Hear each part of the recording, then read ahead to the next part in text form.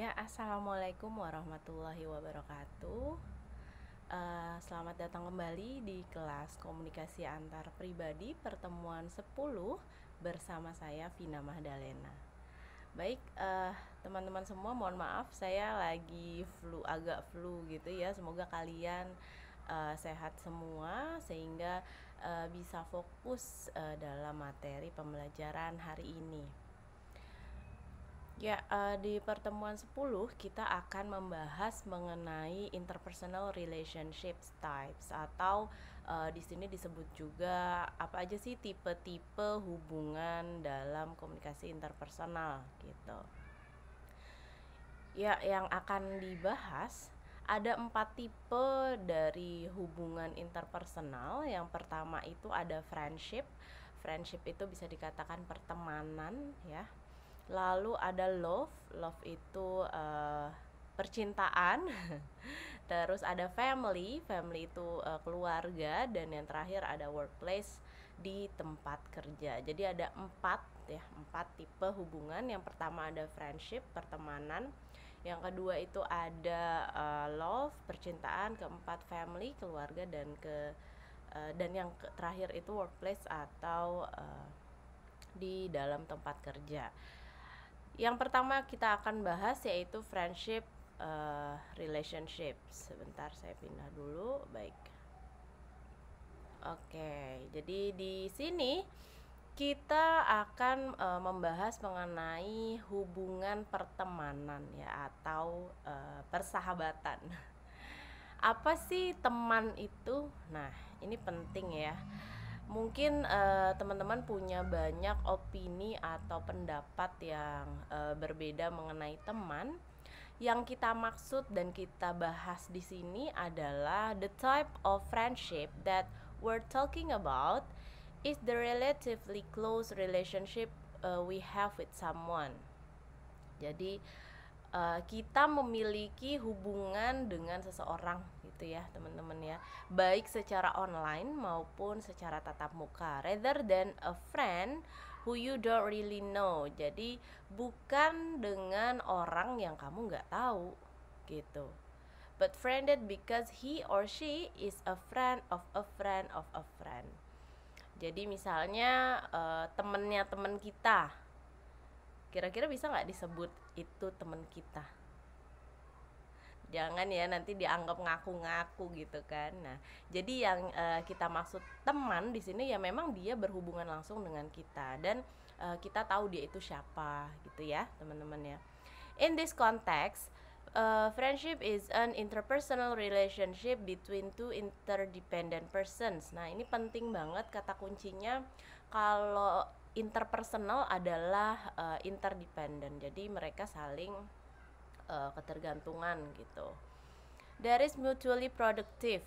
Nah, mutually productive and characterized by mutual positive regard. Di sini ada beberapa ciri ya yang disebutkan bahwa yang pertama, friendship is an interpersonal relationship. Tadi disebutkan interdependent kata kuncinya. Ya kan? Itu yang menunjukkan bahwa pertemanan itu adalah hubungan yang interpersonal gitu. Jadi ada yang disebut personalistic focus. Jadi kita tahu gitu loh, dia tuh sifat teman kita si A ini seperti apa sih? Gimana sih cara ngadapin si A?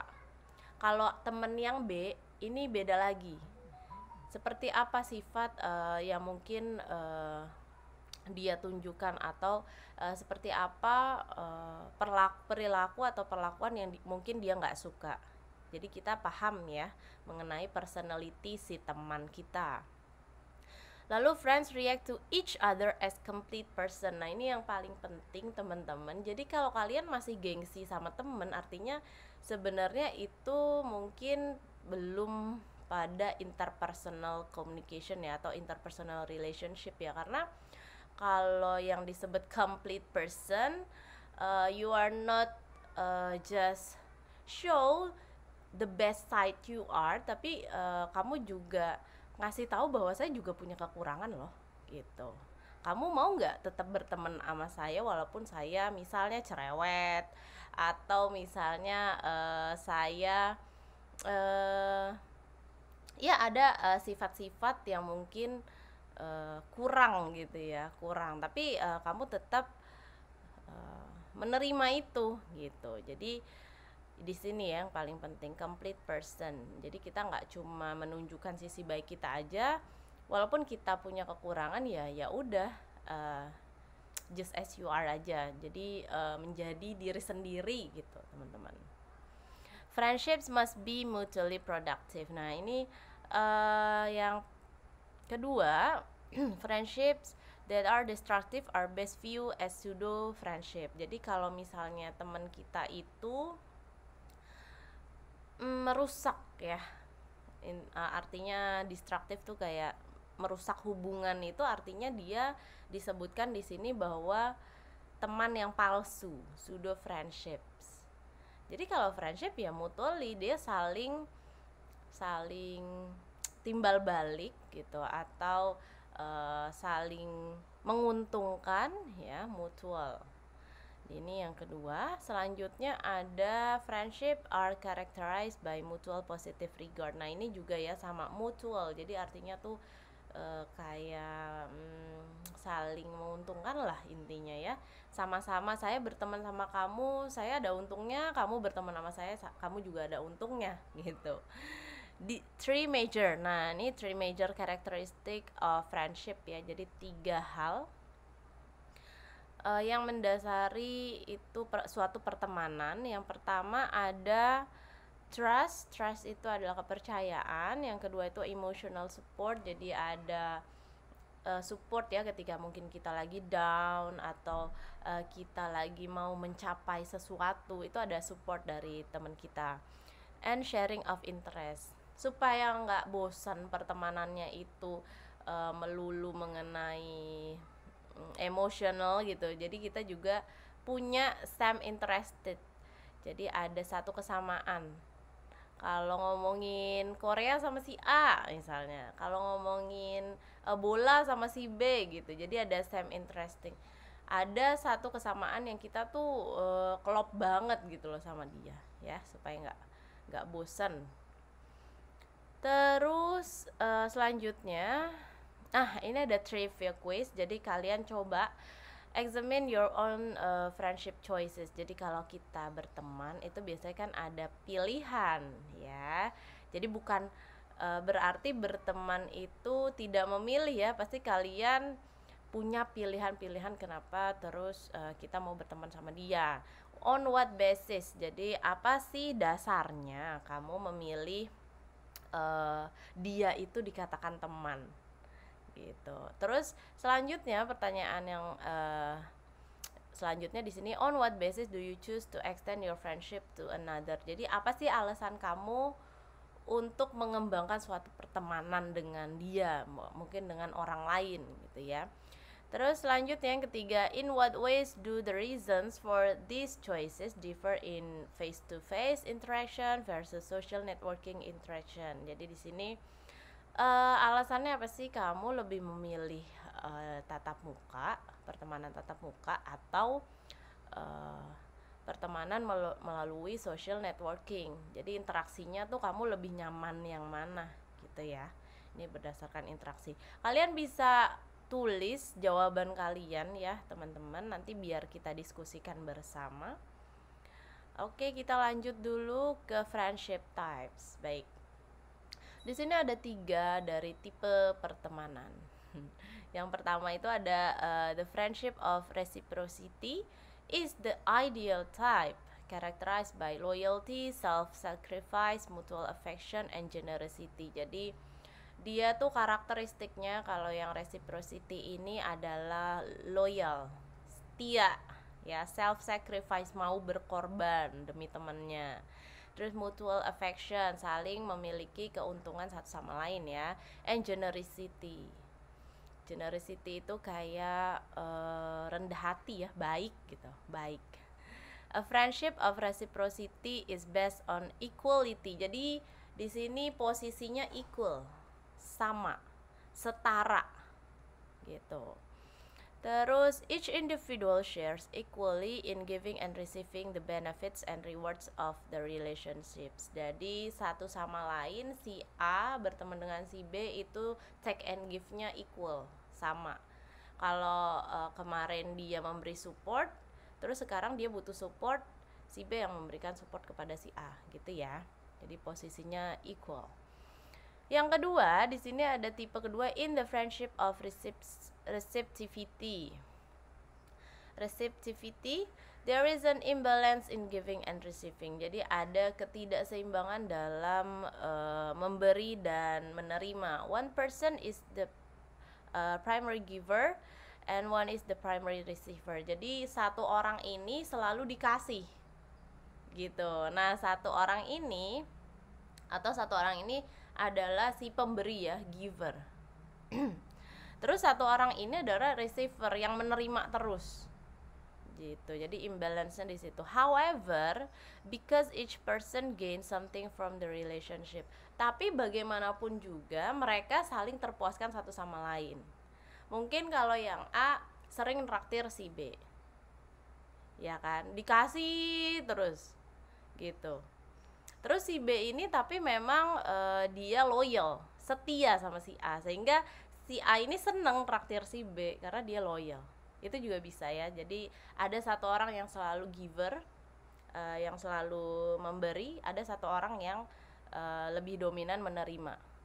Walaupun ini adalah imbalance gitu, nggak seimbang, tapi tetap positif karena keduanya memiliki kepuasan tersendiri, gitu ya teman-teman ya. Terus yang ketiga, the friendship of association is a transitory one. Nah, kalau yang ini kita berteman cuma sebatas kayak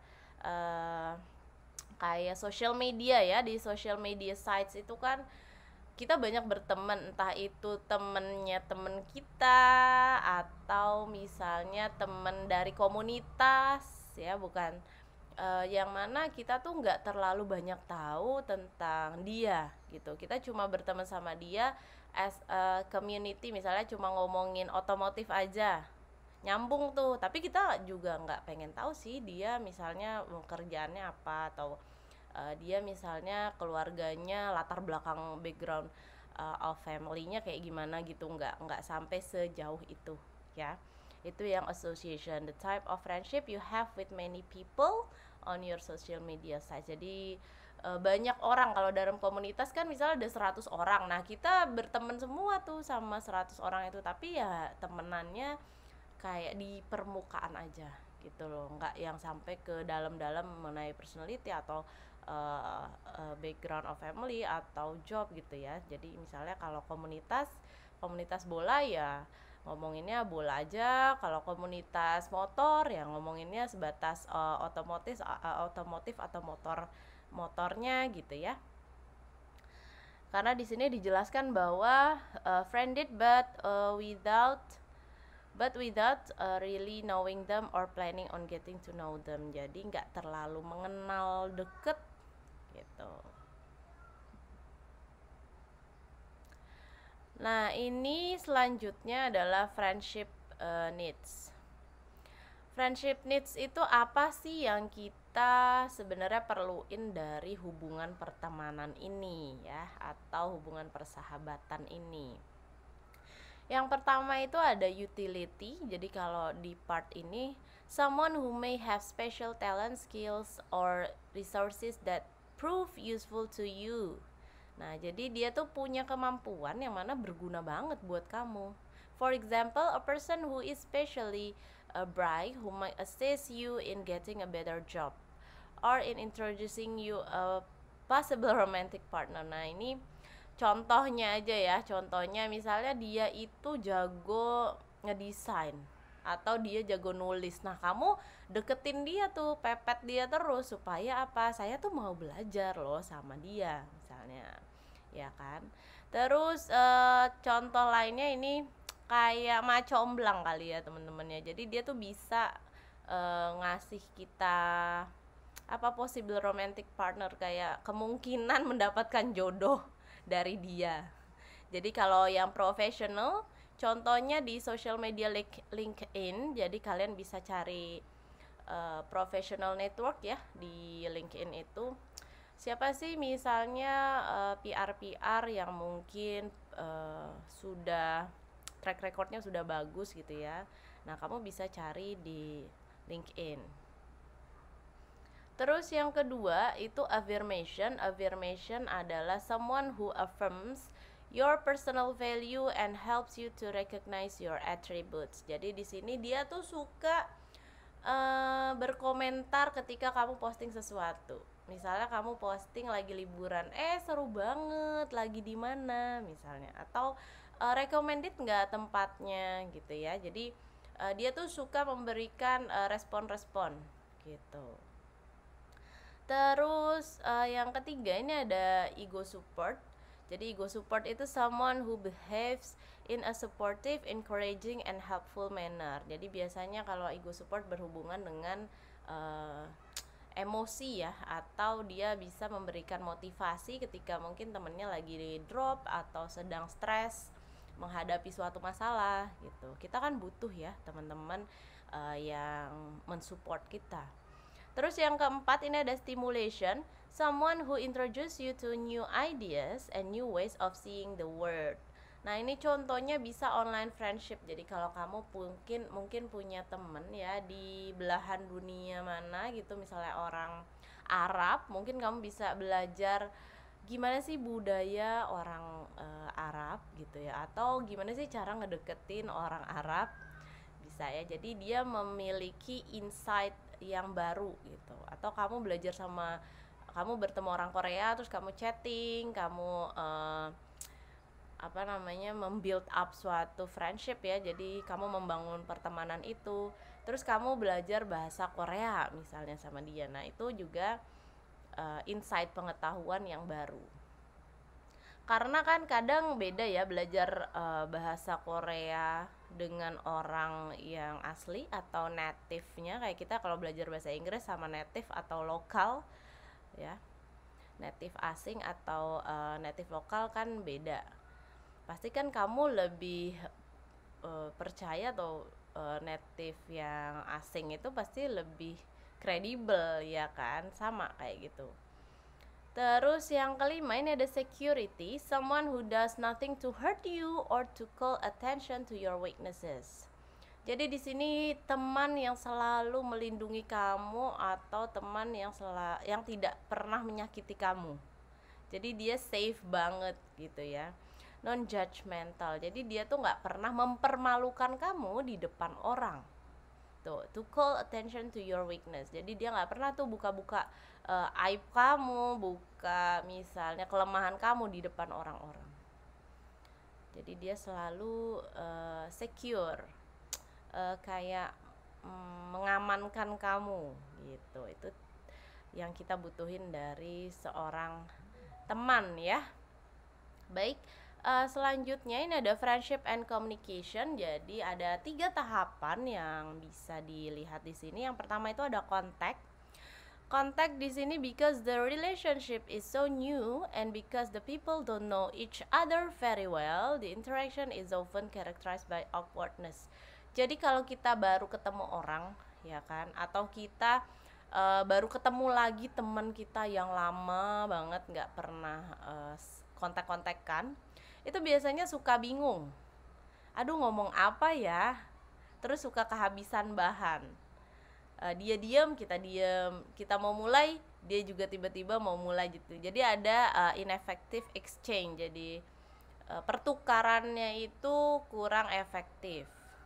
Itu kontak. Tapi kalau misalnya kita punya mungkin same interested, nah itu bisa langsung deket ya biasanya ya. Oh, kamu suka ini ya, aku juga misalnya. Nah, itu dimulai dari kesamaan itu, kontaknya bisa bukan yang awkward justru, tapi lebih ke yang deket justru.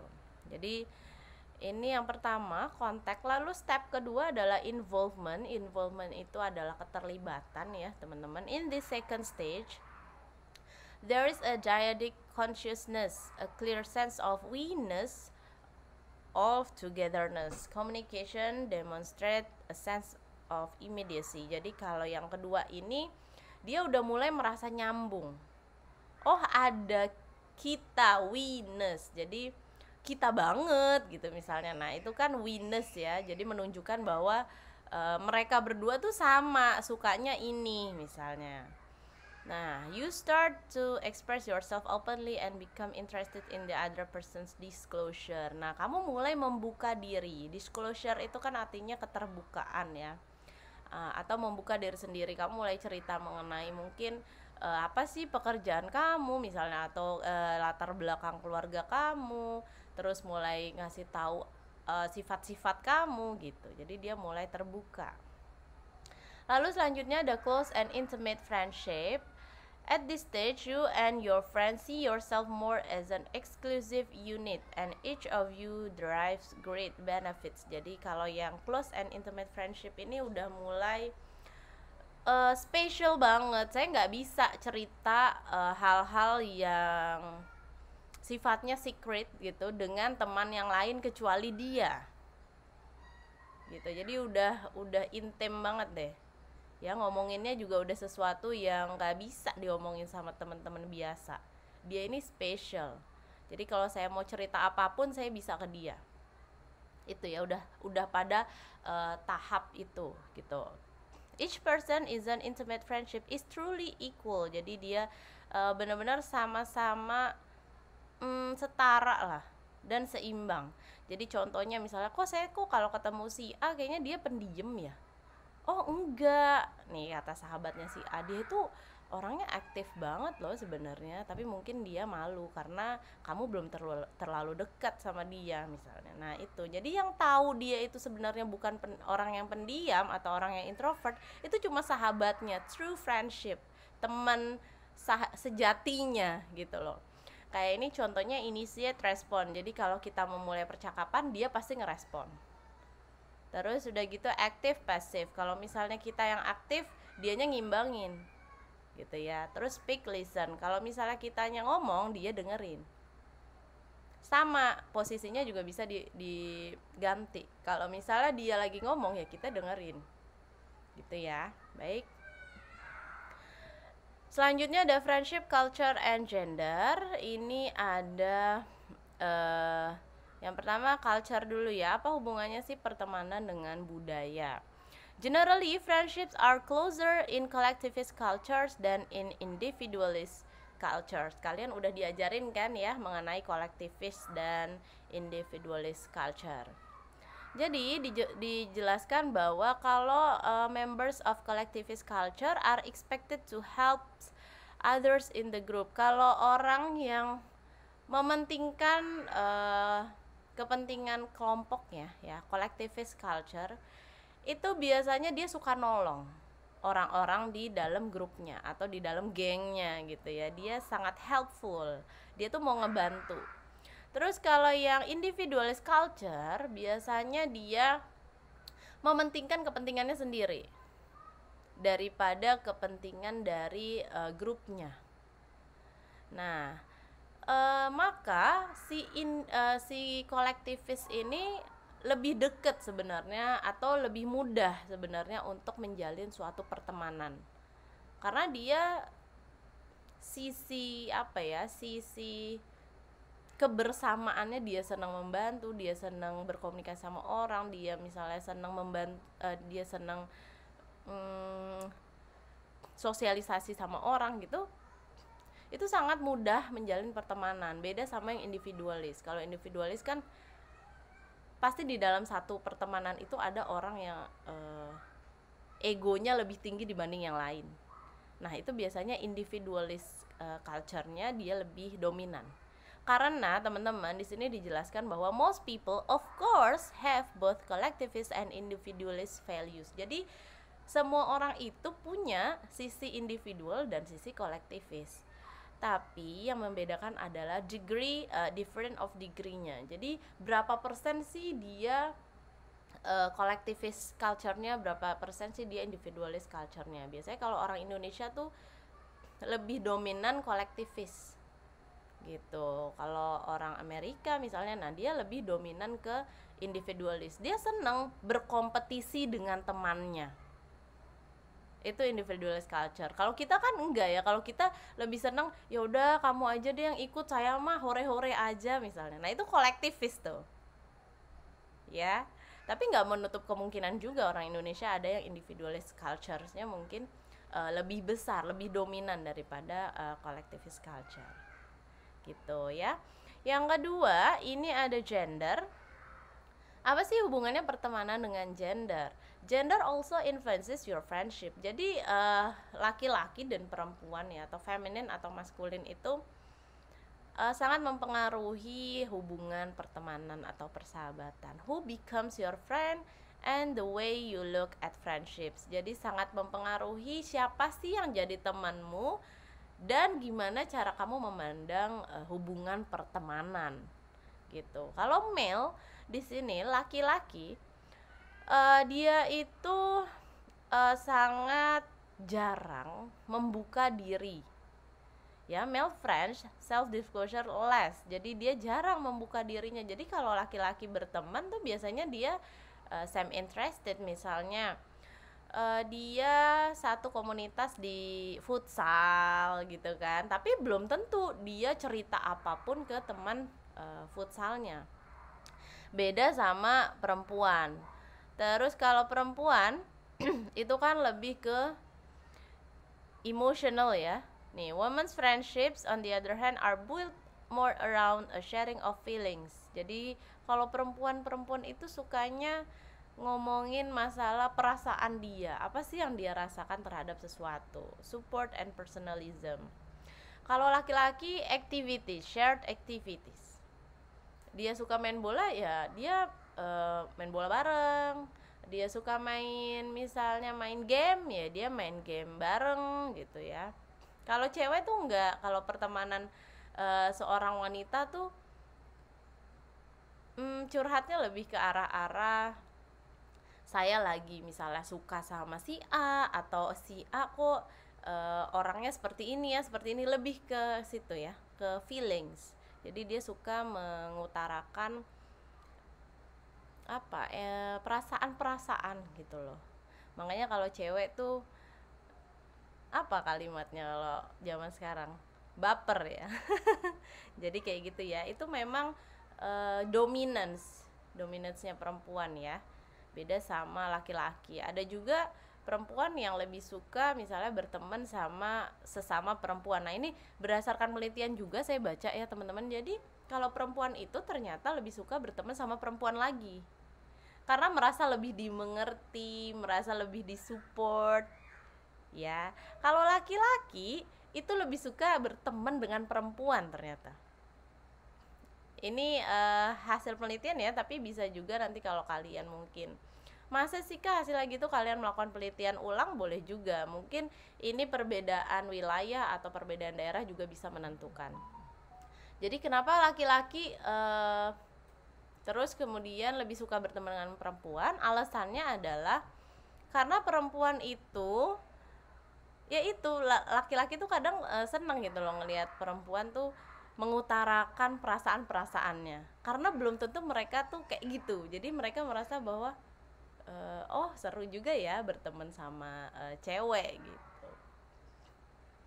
Jadi itu hasil dari penelitian ya teman-teman. Terus selanjutnya ini masuk ke love. Baik, part 1 saya sudahi dulu mengenai friendship ya, pertemanan dan persahabatan. Kita lanjut ke part 2.